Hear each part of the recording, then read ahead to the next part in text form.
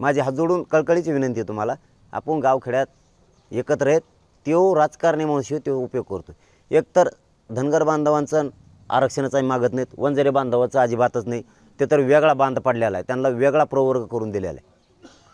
राहिला ओबीसी बांधवांचा विषय, तर त्या बांधवांना विनंती की आमच्या नोंदी सापडल्यात, आम्हाला कमवून नका येऊ म्हणता तुम्ही.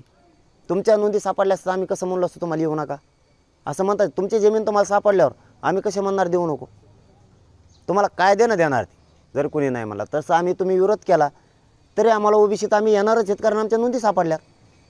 त्यामुळं काय म्हणतात ना, आपल्या मराठवाड्यात एक म्हण आहे की फुकटचं भांडण काय विकत घ्यायचं, त्याचं ऐकून ते त्याचा राजकीय स्वार्थ साधणार आहे. आणि तुमच्या आमच्या तो उगाच वातावरण खराब करायला लागला आहे. तो राजकारणी माणूस आहे, त्याचं ऐकू नका.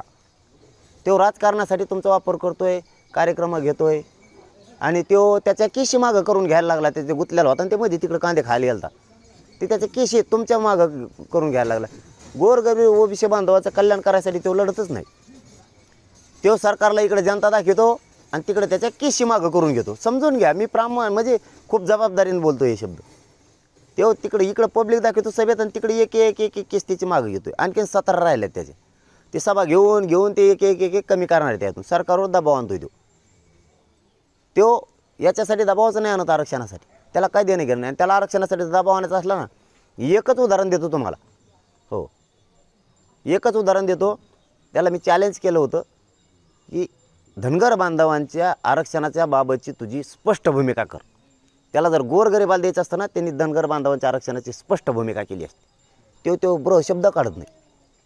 ते उलट त्यांना उलटं सांगतोय, कारण हे सगळं दाखवा, विनंती माझी तुम्हाला बरं का, हे दाखवा.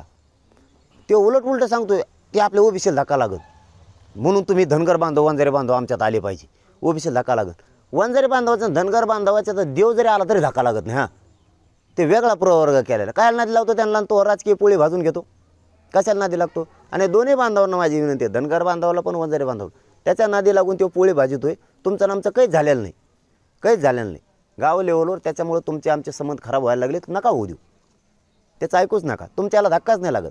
राहिला ओबीसीचा विषय, तर आम्ही ओबीसीत नोंदी सापडल्यात, उलट तुम्ही सगळ्यांना म्हणायला पाहिजे द्या. त्याचं नाही काय ऐकू. तो राजकारणी म्हणून तुमच्यात आमच्यात दरी निर्माण करायला लागला. तो 100% दरी निर्माण करायला लागला आणि त्याचा फायदा उचलायला लागला आहे. लोकशाहीत सभा ज्यांनी त्यांनी त्या घेतल्या पाहिजे, त्याला आमचा विरोध नाही. फक्त याच्या विचाराला आमचा विरोध आहे. आणि त्या ओबीसी बांधवांना, धनगर बांधव वंजारी बांधवांना समजून घेणं गरजेचं आहे की तो त्याच्या स्वार्थासाठी, त्याचं राजकीय करिअर फायदा व्हावा म्हणून तो तुमचा उपयोग करून घ्यायला लागला. आणि तुमचं काय, तो मोठा होईल. तुमचं काय, गोरगरिबांच्या पोरांचं तुमचं वाटलं. तुम्ही हे समजून घ्या. तुम्हाला आमच्या बाजूने उभा राहावं म्हणून म्हणत नाही.